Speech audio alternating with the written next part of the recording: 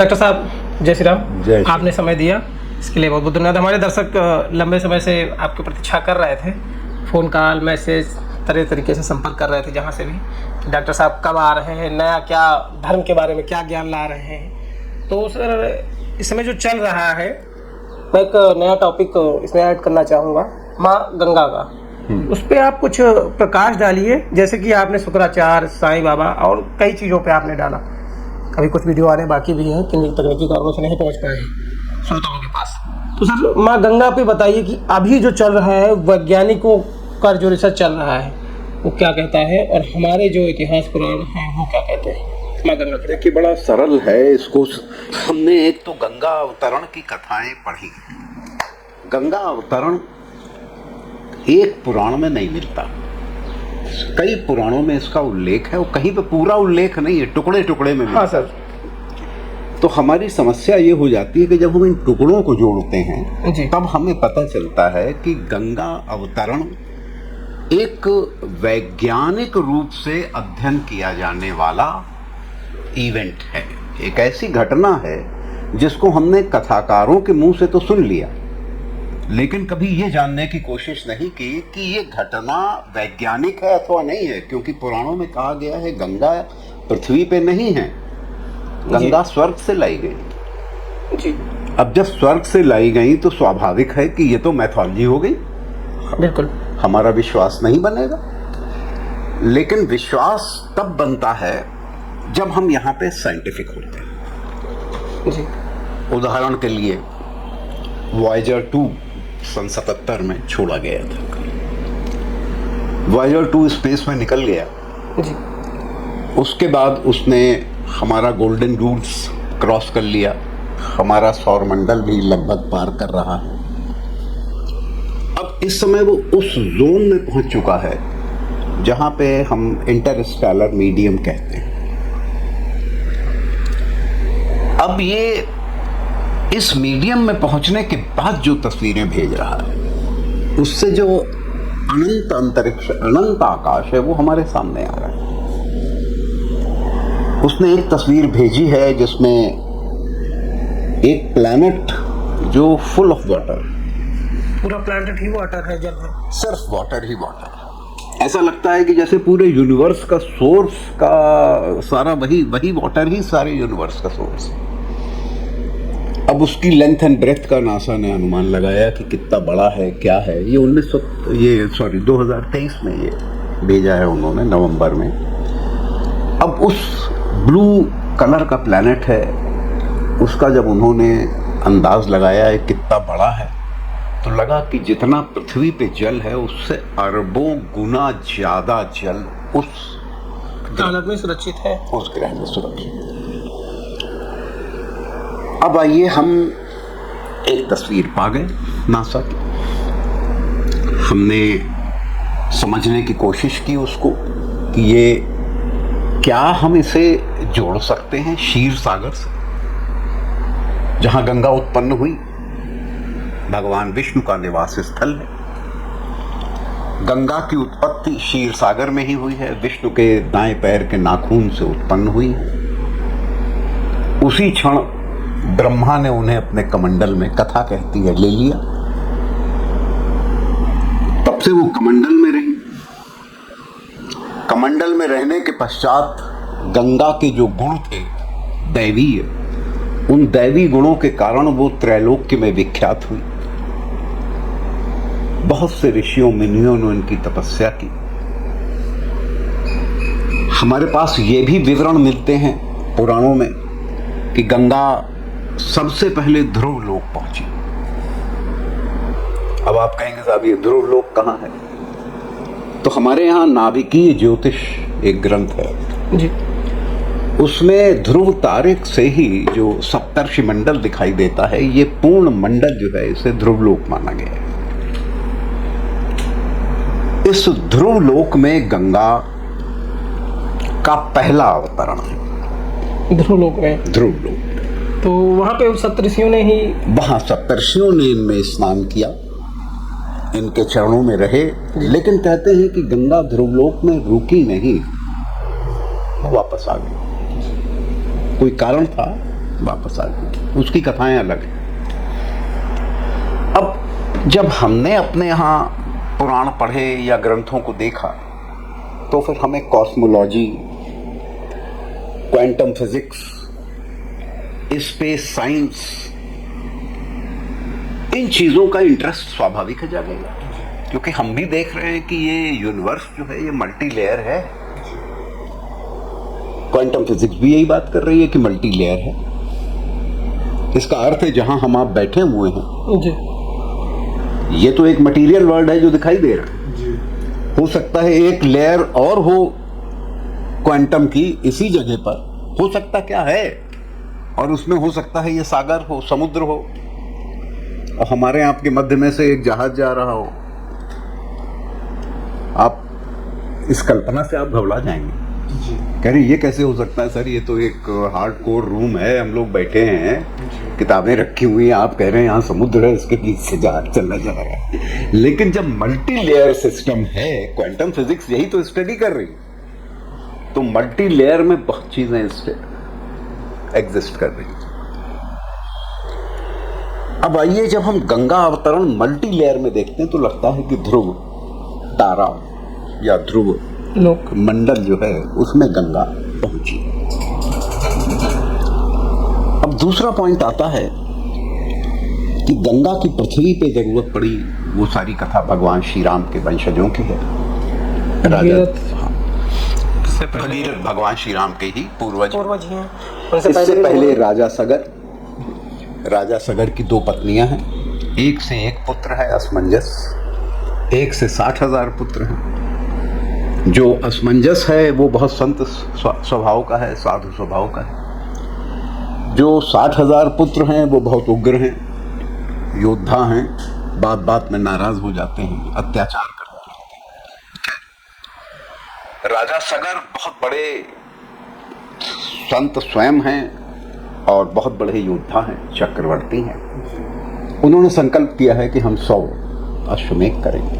जब 100 अश्वमेध वो करने जा रहे हैं तो इंद्र घबरा जाता है। ये कथा ही है कि हमेशा हर की तपस्या से इंद्र का ही आसन डोलता है कि कहीं ये इंद्र न बन जाएं, कहीं ये स्वर्ग में आके स्थापित न हो जाएं।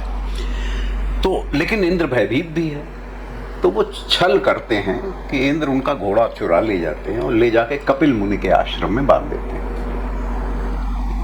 अब कपिल मुनि ध्यानावस्था में लीन है, तपस्या कर रहे हैं, उन्हें पता भी नहीं लगता कि इंद्र ने घोड़ा बांध दिया है। उधर घोड़ा गायब हो जाता है तो यज्ञ कैसा, यज्ञ तो बेकार हो गया, तो रुक गया मामला। हाँ, अब तो देखना पड़ गया। तो अब पहले घोड़ा ढूंढो, वो लोग घोड़ा ढूंढने निकल लेते हैं, बच्चे इनके लड़के।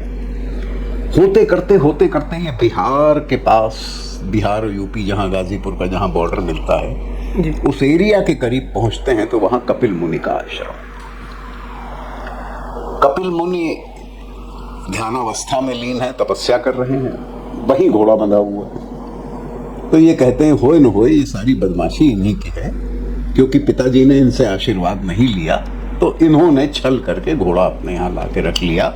तो वो क्रोधित हो जाते हैं सगर के पुत्र और पूरा आश्रम जला देते हैं। उसकी आंच ऐसी उठती है, कितने पशु पक्षी जल जाते हैं, कितने आश्रम के अनुचर जल जाते हैं, समाप्त हो जाता है, सब भस्मीभूत हो गया। उसी में कपिल मुनि की आंख खुल जाती, तपस्या भंग हो गई। वो देखते हैं कि ये कूद रहे हैं सब वहां पे अत्याचार मचाए हुए, तो उनके आंखों से जो ज्वाला निकलती है, अग्नि का उत्तर अग्नि से ही आता है, जो ज्वाला निकलती है उसमें ये 60,000 पुत्र भस्म हो जाते हैं। लेकिन इत्तेफाक क्या है कि असमंजस क्योंकि साधु वृत्ति का है, तो वो जानता है कि कपिल ने ऐसा काम नहीं किया, और ये तो तपस्या लीन है, तो वो हाथ जोड़े हुए वहां खड़ा है। तो जब कपिल उसकी ओर देखते हैं तो समझ जाते हैं कोई उसके ऊपर उनका तेज का कोई नेगेटिव प्रभाव पड़ना नहीं है। तो ये कहते हैं भगवान ये क्या कर दिया आपने? बोले इन्होंने जो किया उसका फल ये प्राप्त कर गए, वो तो एक्शन का रिएक्शन में ये हो गया कार्य। तो बोले इनका अब कैसे मोक्ष? बोले इनका मोक्ष तो सहज नहीं है, लेकिन अगर पतित पावनी गंगा में इनकी अस्थियां पहुंच जाएं तो ये मोक्ष पाएंगे, अन्यथा ये सदैव जो है वो प्रेत योनि में ही रहेंगे। इन्होंने कर्म ऐसे किया। फिर वो कहते हैं कि ठीक है, तुम्हारे अपनी दिव्य दृष्टि से देखते हैं, तुम्हारे आने वाले एक उत्तराधिकारी जो हैं वो तपस्वी होंगे, तब शायद गंगा इनका कल्याण करेगी। ये कथा है। अब इत्तेफाक से ये है कि शिव पुराण से तो संबंधित कथा है गंगा, क्योंकि गंगा जी का रिसेप्शन जो है वो भगवान शिव ने अपनी जटाओं में किया है। लेकिन इंटरेस्टिंगली ये कथा सबसे कम शिव पुराण में मिलती है। विष्णु पुराण में थोड़ी ज्यादा है, गंगा अवतरण अलग है। तो जब आप टुकड़े जोड़ते हैं तो दूसरा टुकड़ा हमको प्राप्त होता है विष्णु पुराण। वो और भी इंटरेस्टिंग है कि भगीरथ जी तपस्या पे बैठ जाते हैं, गंगा की स्वर्णिम छाया उनके सामने आती, बोलती है कि बोलो पुत्र, क्या तुम्हें चाहिए? तो बोले माता, हम चाहते हैं आप निवसित हो धरती पे आके, जिससे जो हमारे पूर्वज हैं जिनको मोक्ष नहीं मिला और उनके कारण अन्य आने वाले जो उनके उत्तराधिकारी हैं उन्हें भी मोक्ष नहीं मिल रहा है। जब पूर्वज ही प्रेत हैं तो पितृदोष तो लगा ही हुआ है हम सबके ऊपर। तो इस पितृदोष के निवारण हेतु हमने आपकी तपस्या की। तो गंगा कहती हैं तुमने बहुत कठिन वरदान मांगा है कि इस धरती पर निवसित हो आप। तो ये कहते हैं माता, आप ही उपाय जानो, कैसे आप आओगी? बोली हमारा आना बड़ा कठिन है। तो ये कहते हैं माता,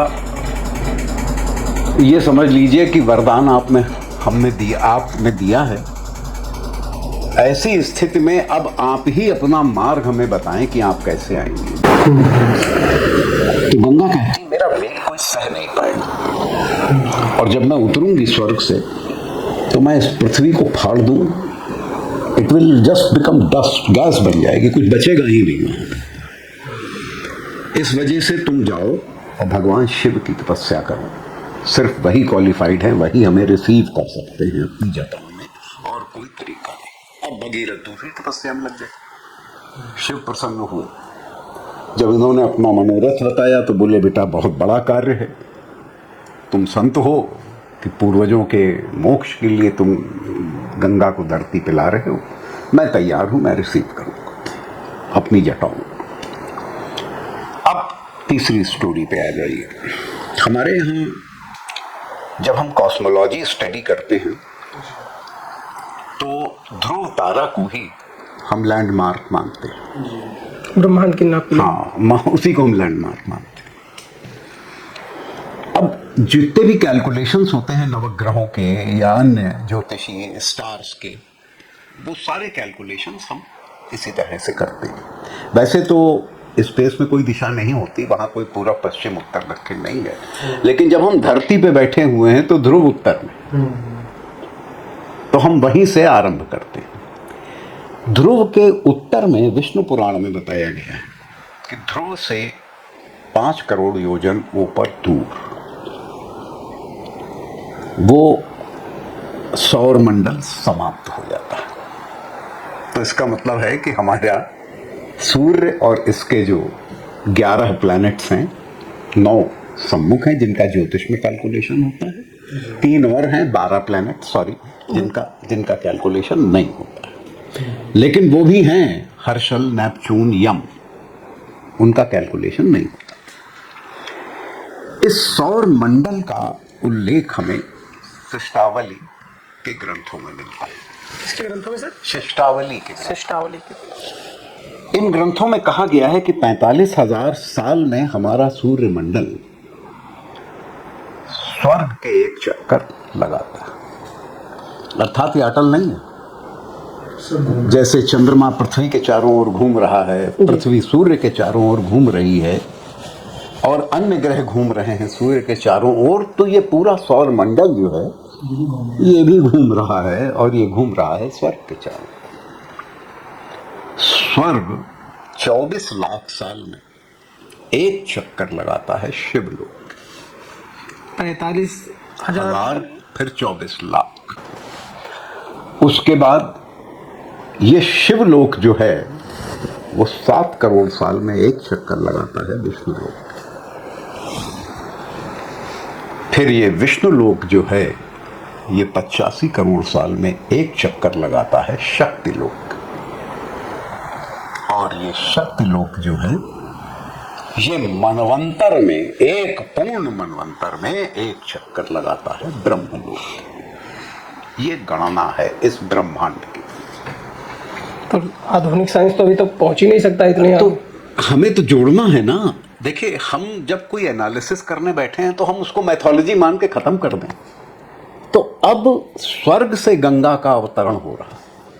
सोचिए वो किस डिस्टेंस से आ रही हैं, क्या मोमेंटम 45 क्या वॉल्यूम है उनका, क्या वेलोसिटी है, क्या मोमेंटम क्रिएट हो रहा है।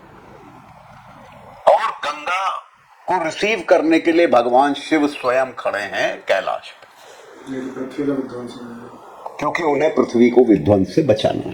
कितनी बड़ी थॉट है यहाँ पर। आपने जो एक पजल है, कहानी जिसको बोलते हैं स्टोरी, अब हाँ, इसको हम साइंटिफिकली एनालाइज कर रहे हैं ना। अब देवता जिस समय उनका अवतरण है, उस समय देवता जो हैं हाथ जोड़ के खड़े हो गए हैं मार्ग में। अगर आप थोड़ा सा कॉस्मोलॉजी को या प्लैनेट्स को स्टडी करते हैं तो आप जानते हैं कि पृथ्वी के ऊपर बहुत सी उल्काओं के पात होते रहते हैं, एस्टेरॉइड्स आते रहते हैं, कॉमेट्स भी बहुत करीब से गुजरते हैं, उनका मलबा गिरता रहता है पृथ्वी के ऊपर। लेकिन इस सब से पृथ्वी की रक्षा कौन करता है? कभी आपने सोचा इतने एस्टेरॉइड्स जो आके पृथ्वी को खत्म कर सकते हैं, वो क्यों नहीं पृथ्वी पे आते हैं? इसलिए नहीं आते हैं क्योंकि बृहस्पति ग्रह जो पृथ्वी से 100 गुना बड़ा है साइज में जी, उसका चुंबकत्व या उसका गुरुत्वाकर्षण इतना भारी है कि वो रिसीव कर लेता है अपने में। तो जितना गार्बेज है स्पेस का वो सब आकर के घुस जाता है बृहस्पति के अंदर और पृथ्वी सुरक्षित रहती है। एक प्रकार से वो हमारा कवच है। तो इसीलिए उनको गुरु भी माना जाता है। इसीलिए देवताओं के वो गुरु हैं और रक्षा करना उनका प्रथम कर्तव्य है, तभी पृथ्वी पे जीवन है। इसीलिए गुरु को देवता माँ भगवान ईश्वर माना गया है। वो अलग है, वो कथाएं अलग हैं, लेकिन यहाँ पर जो गुरु है, जो प्लेनेट है, वही हाथ जोड़ के खड़ा है माता के कि ये मार्ग हमने प्रशस्त किया है। अक्षय तृतीया का दिन है। गंगा अवतरण का बड़ा सुंदर वर्णन है। जिस क्षण ये घटना घट रही है उस समय 5 ग्रह बुध, बृहस्पति, शुक्र, शनि और मंगल हाथ जोड़ के खड़े हैं और गंगा का मार्ग प्रशस्त कर रहे हैं। यह कथा हमें इनडायरेक्टली संकेत दे रही है कि ये 5 ग्रह स्तंभित हैं, अर्थात न ये मार्गी हैं और ना ही ये डायरेक्ट हैं। उस क्षण ये रुके हुए हैं, स्तंभित हैं। यहाँ पे हमें इन ग्रहों का मूवमेंट समझना होगा, क्योंकि ये 5 ग्रह मार्गी और वक्री दोनों गतियों में चलते हैं, अर्थात डायरेक्ट और इनडायरेक्ट। राहु केतु सदैव वक्री रहते हैं और सूर्य और चंद्र सदैव मार्गी रहते हैं। अब आइए, राहु और केतु दोनों असुर बुद्धि लगा रहे हैं, क्योंकि आप जानते ही हैं ये अमृत पी चुके हैं। दोनों ये एक ही एंटिटी हैं, क्योंकि भगवान विष्णु ने मोहिनी रूप में एक एंटिटी का सर काट के इन्हें 2 एंटिटी के रूप में परिणित कर दिया था। ये दोनों अपनी बुद्धि लगा रहे हैं कि किस प्रकार गंगा को अपने लूप में ले लिया जाए और अपने में समाहित कर लिया जाए। ये दोनों ज्योतिष में एक दूसरे के सामने रहते हैं 180 डिग्री पर, 7th house from each other. अब बेसिकली ज्योतिष में तो इन्हें छाया ग्रह माना जाता है, लेकिन कॉस्मोलॉजी में या सौर या अंतरिक्ष शास्त्र में इन्हें ब्लैक होल माना गया है। ब्लैक होल वो होता है जो अपनी बढ़ी हुई ग्रेविटी या गुरुत्वाकर्षण की शक्ति के कारण आस पास पड़ने वाली हर चीज़ खींचकर अपने आप में समाहित कर लेता है। चाहे वो मैटर हो, चाहे वो शक्ति हो, चाहे वो ऊर्जा हो, वो कोई भी चीज़ बाहर नहीं निकलने देता। चाहे वो लाइट हो, वो भी उससे बाहर नहीं निकल सकती। ब्लैक होल की डेंसिटी इतनी ज़्यादा होती है कि अगर उसकी छोटी सी अंगूठी आप अपनी उसके मैटर की बनी हुई छोटी सी अंगूठी आप अपनी छोटी उंगली में पहने तो शायद वो भी 10,000 टन वजन की होगी। ये दोनों राक्षस राहु और केतु गंगा को लील जाने की योजना बना रहे हैं कि गंगा कैसे इनके अधीन हो जाए, कैसे इनमें समाहित हो जाए और किस प्रकार उसकी आध्यात्मिक ऊर्जा इनमें समा जाए जिससे इनका बल और ज़्यादा इंक्रीज कर जाए। भगवान विष्णु ने मोहिनी रूप में सुदर्शन चक्र से तो इनका सर काटा ही था। विष्णु फिर से इनकी योजना समझ जाते हैं। वो तुरंत अपना चक्र फेंकते हैं और 90 डिग्री पे इन दोनों के सर और धड़ के बीच में स्थापित कर देते हैं। यह एक संकेत है कि अब तुम्हारे बीच में कोई कम्युनिकेशन नहीं रहेगा, संचार व्यवस्था ठप, तुम्हारी एनर्जी रिड्यूस हो गई, अब तुम कोई कार्य नहीं कर सकते। इस प्रकार वो राहु केतु को न्यूट्रल कर देते हैं। कितना साइंटिफिक है यह डिस्क्रिप्शन कि ग्रह स्तंभित हैं, राहु केतु न्यूट्रल हैं। जिस दिन धरती पे उनका अवतरण होना है, गंगा ने रास्ते में 7 दिन लिए हैं उतरने में। 7 दिन लगे हैं, 7 दिन लगे हैं। इसका अर्थ है कि वो जो ये कॉमेट है, कोई ये एक एस्टेरॉइड है जो आया है पृथ्वी पे, ये ऐसे ही नहीं। और बृहस्पति इसके मार्ग से हट गया है, हाथ जोड़ के खड़ा है तो बृहस्पति इसके मार्ग से हटा हुआ है। ध्यान दीजिएगा, बृहस्पति उत्तरायण हो चुके हैं और इसके मार्ग से हटे, मीन राशि पे स्थित है। अब मोस्ट इंटरेस्टिंग चीज, हमारे यहां उत्तरायण खाली सूर्य ही नहीं होते हैं, उत्तरायण दक्षिणायन में बृहस्पति सारे ग्रह होते हैं। अब सबसे इंटरेस्टिंग चीज है, अब आप थोड़ा सा एक तुलना कर लीजिए। सिट्राशियस पीरियड जियोलॉजी में करीब 6.5 करोड़ साल पहले था। उस समय एक मेटोर आया, चिक्सुलप, वो करीब 8 किलोमीटर उसका सर्कम्फ्रेंस था और उस मेटोर ने आके मैक्सिको की खाड़ी में स्ट्राइक किया। आज भी वो क्रेटर बना हुआ है करीब 93 स्क्वायर किलोमीटर का। उस मेटोर की हाइट जो थी वो एवरेस्ट के बराबर थी। तो जब उसने आके स्ट्राइक किया तो ऐसा फाड़ के वो धरती के अंदर गया है कि जो गंधक के बादल निकले हैं उन्होंने पूरी पृथ्वी को आच्छादित कर लिया और कहते हैं कि 150 साल तक वो बादल छटे ही नहीं। हाँ, ये एक थ्योरी है डायनासोर के एक्सटिंक्शन की। तो ऐसा एक्सटिंक्शन जिसमें एक मेटेओर ने एक सृष्टि खत्म कर दी। ये बात अलग है कि डायनासोर खत्म ना होते तो हम लोग ना आते, लेकिन शिव की सृष्टि कहलाती हो। इत्तेफाक से बाइबल में भी इस सृष्टि से पहले एक सृष्टि का उल्लेख, बाइबल में इसका जिक्र है। इस सृष्टि से पहले एक सृष्टि का उल्लेख है। बस वो इतना ही कह के चुप हो गए हैं, उसके आगे नहीं बोल पाए हैं। लेकिन हमारे यहां तो शिव की सृष्टि है, वो ऐसी अनाप शनाप बन गई है कि बड़ा मुश्किल है सरवाइव कर पाना देवत्व का उसमें। तब जाकर के एक्सटिंक्शन है और एक्सटिंक्शन के पश्चात, इस प्रलय के पश्चात नई सृष्टि है जिसके अंदर मनुष्य का आविर्भाव है। तो जब उसने ये हाल बना दिया तो गंगा का ग्लेशियर अगर आप देखें तो 34 किलोमीटर लंबा है, 4 किलोमीटर चौड़ा है। इसका जो क्यूबिक जो सरकमफ्रेंस है वो करीब करीब 40 किलोमीटर आता है।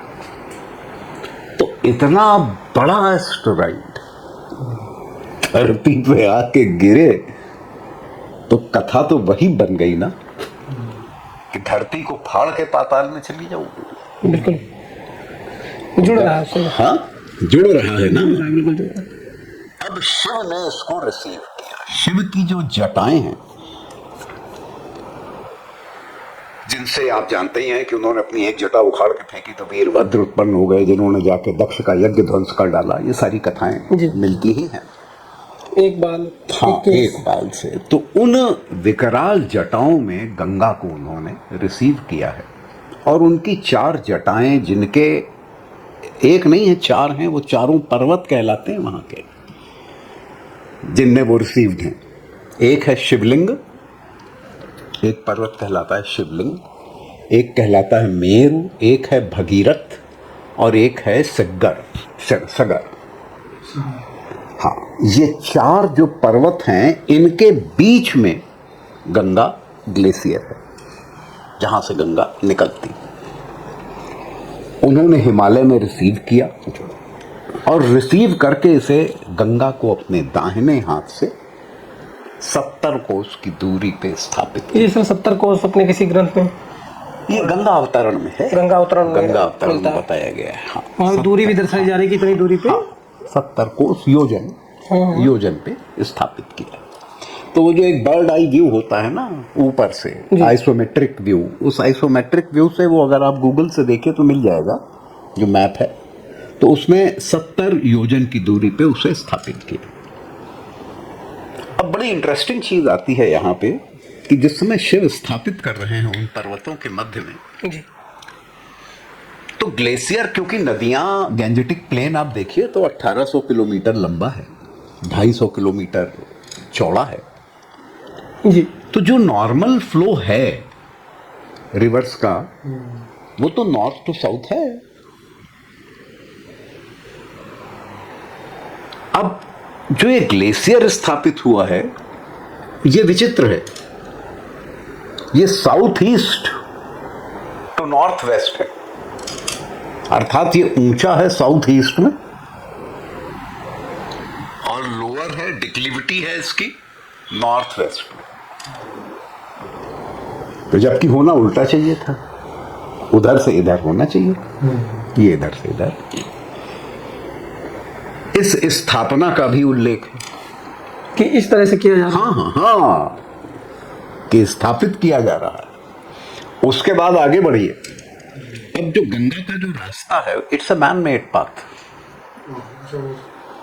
क्योंकि अब भगीरथ उन्हें लेके गए हैं, स्कॉट करके आगे चल रहे हैं, भगीरथ आगे आगे चले हैं और प्रथम धारा जो है वो माता पीछे चली है स्वयं।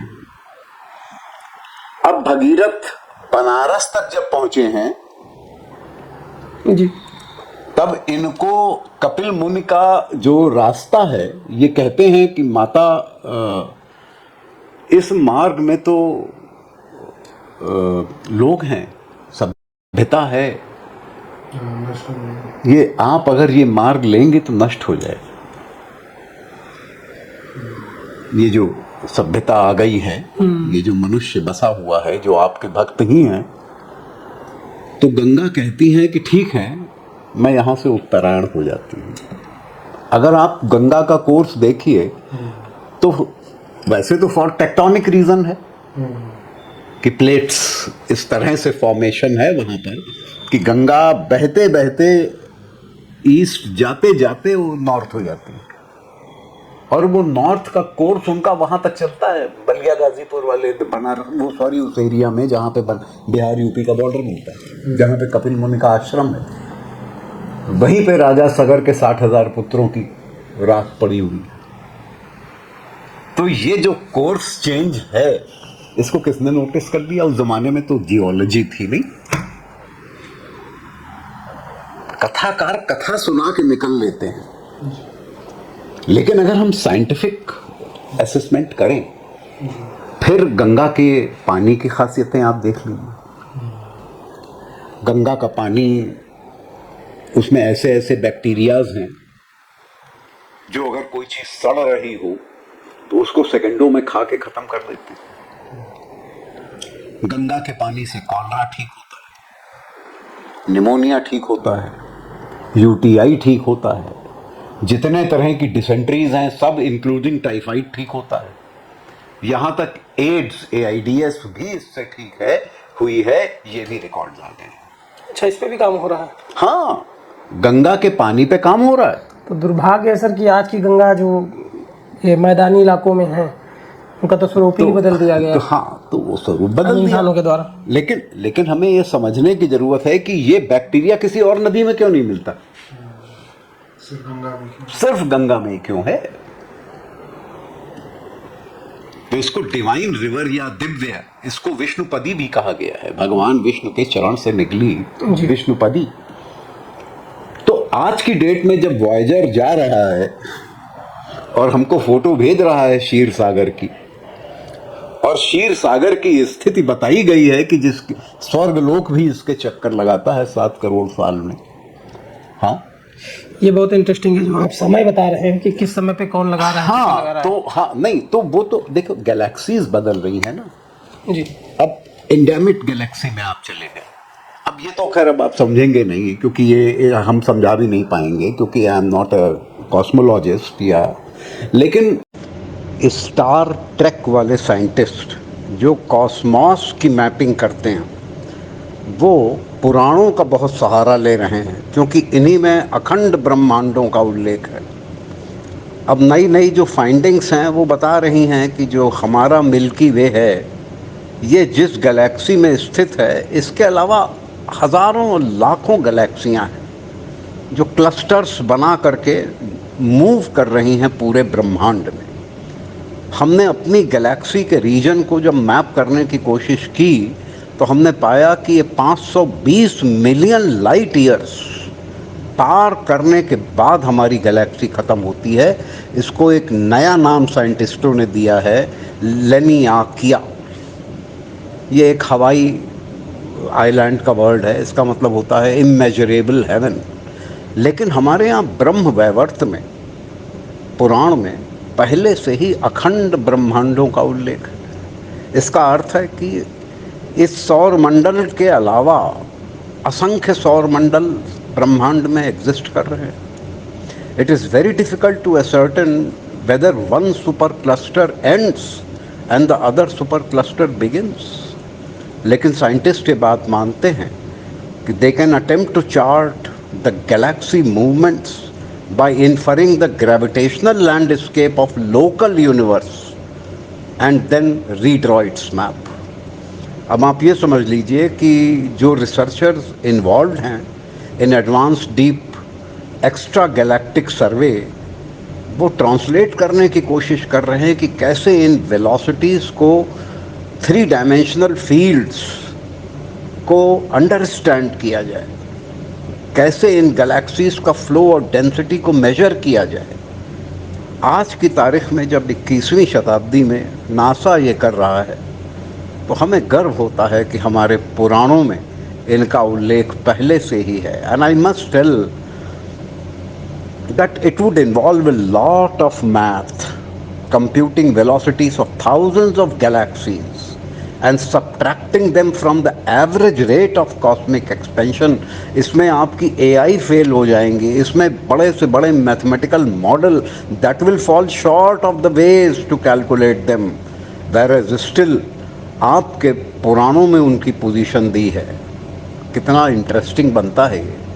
और रेट ऑफ एक्सपेंशन को आप रीड कर रहे हैं, यहाँ एक्सपेंशन ऑलरेडी बताया गया है। जब श्री कृष्ण के शरीर में अर्जुन ने अनेकों ब्रह्मांडों को उत्पन्न होते हुए और अनेकों ब्रह्मांडों को नष्ट होते हुए देखा है। हमारे ग्रंथों में ओम भूर्भुवः स्वः का उल्लेख है, इसमें समस्त सृष्टि समाहित है। लेकिन वो ये बताते हैं कि ये जो भूर्भुवः स्वः है, इसमें अतल वितल नितल और गस्तिमान ये 4 पाताल हैं। उसके बाद जो भगतल सुतल और अन्य पाताल हैं वो दूसरी गैलेक्सी, दूसरे ब्रह्मांड में। उसी प्रकार वो लोकों का बताते हैं कि ध्रुव मंडल और सप्तर्षि मंडल के पार 12 करोड़ योजन दूर महरलोक है, जनलोक है, तपलोक है, वैराज लोक है, तमलोक है। ये उससे 12 करोड़ योजन दूर सत्यलोक है, यहाँ पे अमरगण निवास करते हैं। उससे भी 1000 करोड़ योजन दूर ब्रह्मलोक है। अब इंटरेस्टिंगली ये जो गैलेक्सी है हमारी, जिसकी हम अभी बात कर रहे हैं, जिसको हमने लेनिकिया बताया है, नाम दिया गया है, इसके ब्रह्मा अलग हैं, ये 4 सिर वाले हैं, और अन्य ब्रह्मांडों के ब्रह्मा अलग हैं। इसीलिए एक कथा आती है कि एक बार हनुमान जी मिलने गए भगवान श्री कृष्ण के दरबार में द्वारिका में, तो हनुमान जी से चक्र ने कहा, सुदर्शन चक्र ने, कि प्रभु आप अंदर न जाओ, इस समय ब्रह्मा और बहुत बड़ा दरबार श्री कृष्ण का लगा है। तब तक 4 सिर वाले ब्रह्मा आ गए। वो बोले मैं अंदर जाऊंगा। सुदर्शन चक्र ने उन्हें भी मना किया, आप भी नहीं जा सकते। तो बोले अरे मैं सृष्टि करता हूँ, मैं ब्रह्मा हूँ, मैं कैसे अंदर नहीं जा सकता। बोले नहीं साहब, आप 4 सिर वाले ब्रह्मा हैं। बोले हाँ, ये जाके श्री कृष्ण से कह दो। बोले वहाँ पे 500 सिर वाले, 1000 सिर वाले, 10,000 सिर वाले, ये ब्रह्मा सब आए बैठे हैं और अपनी अपनी सृष्टियों का विवरण श्री कृष्ण को रजिस्टर करा रहे हैं। वहाँ आपकी कोई हैसियत नहीं, आप बाहर बैठिए। तो कहते हैं ब्रह्मा तो बाहर बैठ गए, लेकिन हनुमान जी को मिलना था, तो उन्होंने सुदर्शन चक्र को लील लिया और अंदर पहुँच गए श्री कृष्ण के पास और उनसे चरण छू के बोले प्रभु अपराध मानिए या प्रेम, आपके बिना मैं रह नहीं सकता। श्री कृष्ण ने उन्हें अपना आशीर्वाद दिया और बोले तुम ही अकेले हो जो सुदर्शन चक्र को लील गए, अब इसे तुम मुक्त कर दो। इसको भी गर्व था कि ये भी अपराजित है, तुमने इसका भी गर्व तोड़ दिया। इस प्रकार की जो कथाएं हैं पुराणों में भरी हुई हैं, हमें इनका साइंटिफिक एनालिसिस करके समझना है कि किस प्रकार ये स्टोरीज जनरेट हुई। They are not generated out of imagination, they contain solid scientific information behind them. इसीलिए जो स्वर्ग की स्थिति बताई गई है, उसको जो लोग आजकल स्टडी कर रहे हैं ब्रह्मांड की, वो उसे क्वासर में डिवाइड करते हैं। जैसे शतरंज में नहीं चौकोर क्वार्टर्स बने होते हैं खाने, उसी तरीके से ब्रह्मांड की मैपिंग में उसे क्वासर्स में डिवाइड किया जाता है। इन क्वासर्स में जैसे बैंक में होता है कि पहले MCR होता है, फिर IFSC होता है, फिर ब्रांच होती है, उसके बाद फिर अकाउंट नंबर होता है। तो आप इस तरीके से अपना मनी ट्रांसफ़र करते हैं, तो वो एग्जैक्ट पॉइंट है। उसी तरीके से नासा ने क्वासर नंबर दे रखा है जो बताता है कि संभवतः इसके पीछे स्वर्ग स्थित है, जिसके लिए हम एक टर्म यूज़ कर रहे हैं, deep objects registered through advance deep extra galactic survey. ये एक टर्म है जिसके थ्रू हम एक नंबर क्वासर को अलॉट कर रहे हैं और मान रहे हैं कि ये एरिया जो क्वासर का है, स्वर्ग इसी में स्थित है, गंगा यहीं से अवतरित हुई थी। लेकिन मैं जितना पढ़ता हूँ उससे मुझको ये दिखाई देता है कि ये सारी चीज़ें जब पुराणों में आईं, और पुराण एक परंपरा के अंतर्गत लिखे, व्यास और सूत जी की जो गद्दी है वो आज भी नैमिषारण्य में है जी, और 84,000 ऋषियों का जो उल्लेख है वो भी जिनको उन्होंने एड्रेस किया है, ये सब पुराणों की संरचना के समय। ये इसका नाम नीम सार इसीलिए रखा गया कि यहाँ नीम का जंगल था। आज की तारीख में तो यहाँ नीम मिलता नहीं है, 150 पेड़ होंगे, लेकिन नैमिषारण्य, नैमिष नीम, तो ये नीम का जंगल था और इसको 1000 वर्ष की परंपरा कहा गया है। अर्थात ये गद्दियां हैं, जैसे आज भी आप चले जाइए नीमसार में आपको व्यास मिलेंगे जी। इसीलिए जब आप विष्णु पुराण पढ़िए तो उसके अंदर सतयुग के व्यासों का वर्णन, द्वापर के व्यासों का वर्णन, त्रेता के व्यासों का वर्णन ये आता है। तो हमें समझना पड़ता है कि व्यास कोई जो आदि व्यास हैं वो तो कोई एक हैं जी, लेकिन उसके पश्चात ये परंपरा चलती रही और जो उस परंपरा का हेड रहा, चीफ रहा, वो व्यास कहलाता रहा। ठीक उसी प्रकार नैमिषारण्य में भी जो व्यास परंपरा है, ये वही श्रृंखला है जो आज तक चल रही है। लेकिन ये लोग कथा करके छोड़ देते हैं। ये दुर्भाग्य है कि जो आज का जनरेशन है, यूथ है, तो उनको सिर्फ कहानियों तक ही सीमित कर रहा है। नहीं तो हमें ये देखना है ना, देखिए हमने जब वॉयेजर छोड़ा गया 45 साल पहले, वो पहुंचा स्पेस में, जी, 34,000 किलोमीटर पर आवर की स्पीड से चल रहा था। अब इस समय वो इंटरस्टेलर मीडियम में पहुंचा हुआ है। इस मोमेंट पे वॉयेजर की स्पीड बढ़ के 55,000 किलोमीटर पर एमपीएच हो गई है। वैसे तो खैर वहां पे आप किलोमीटर से नापते नहीं है, वो तो एस्ट्रोनॉमिकल यूनिट्स हैं जिनसे स्पेस में नापा जाता है, लेकिन तब भी अब वो जो तस्वीरें भेज रहा है वो आपको एंड ऑफ गैलेक्सी की भेज रहा है जी। अब हमारे यहाँ सूर्यों की 12 सूर्यों की कल्पना है, और जो हमारे सूर्य नारायण हैं जिनसे हम बंधे हैं, हमारा सौर मंडल है, ये सृष्टि में सबसे छोटे वैश्वान, इनसे करोड़ों गुना बड़े सूर्य, इसका उल्लेख है। तो सर इसको कल्पना क्या है कि हम लोग रिकॉर्ड मान सकते हैं कि हमारे पूर्वजों का रिकॉर्ड? ये हमारे पूर्वजों का रिकॉर्ड है भैया। जहां पे साइंस हार्डकोर एक्सपेरिमेंट से पहुंचती है, मेरा मानना है वहां आप अध्यात्म से पहले पहुंच चुके हैं। ऐसे ही नहीं है कि ब्रह्मलोक में निवसित हैं, ऐसे ही नहीं है कि विष्णुलोक गोलोक प्राप्त होगा। किसी ने तो किया, वही तो वर्णित कर रहा है। हाँ, अध्यात्म से आप उस स्थान पे पहले ही पहुंच चुके हैं, ये मानने वाली चीज। तो गंगा अवतरण हम सहज तरीके से नहीं ले सकते हैं, इसे हमें साइंटिफिकली एनालाइज करना पड़ेगा। और परहैप्स इफ दिस स्टडी, क्योंकि मैं देखता हूं हमारे पास सैकड़ों सेमिनरीज हैं जहां क्रिश्चियन स्टडीज हो रही हैं, जबकि उनके पास एक ही किताब है, बाइबल, बस सिंगल। कितनी सेमिनरीज हैं जहां कुरान की स्टडी हो रही है, स्कूल्स हैं, हदीसें हैं, बस। कोई एक मैं सेंटर जानता नहीं जहां हिंदुइज्म की स्टडी, साइंटिफिक स्टडी हो रही हो। ये इंडिविजुअल्स हैं, हम आप ऐसे मिडिल क्लास लोग जो ये काम करते घूम रहे हैं निस्वार्थ भाव से, निस्वार्थ भाव से और निस्वार्थ। एक को पैसा नहीं मिल रहा है, उनसे कुछ नहीं होना है, कोई पब्लिक सेक्टर से भी शायद कुछ नहीं होना है, ना तो बराबर ही है।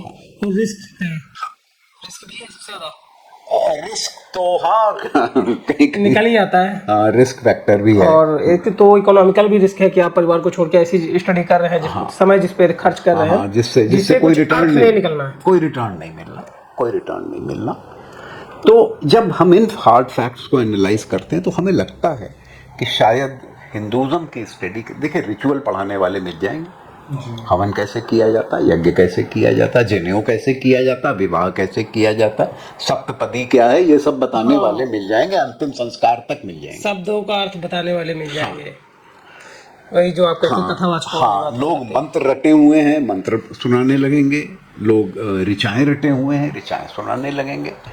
लेकिन जब ये एक साइंटिफिक फेथ है तो हमें ये विवेचना आवश्यक है। आप सभी ने जो हमारे पुराने वीडियो थे डॉक्टर साहब के साथ में, उनको आप सभी ने सराहा, स्नेह किया, ज़्यादा से ज़्यादा लोगों तक पहुंचाया।